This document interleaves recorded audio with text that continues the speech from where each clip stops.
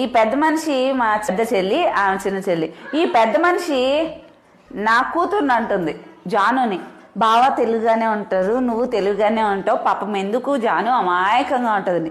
ఈ పెద్ద మనిషి మొన్న ఒక మెసేజ్ చేసింది. మెసేజ్ జాను ఫోన్ అనుకొని చాట్ చేస్తుంది.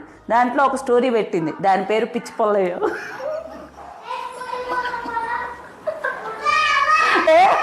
ఎలా ఉంది అని అడిగింది. జానుతో చాట్ చేస్తున్నాను. పోవే పిచ్చి పొల్లమ్మ అని ఏం పెట్టాడు, పోవే పిచ్చి పూరి అని పెట్టాడు. ఇదేమైంది, ఇదేం చేసింది, నేనే మాట్లాడుతున్నాను అనుకొని నువ్వేనా దేవి అనుకుంటా కాన్వర్సేషన్ స్టార్ట్ చేసింది. అని అనింది.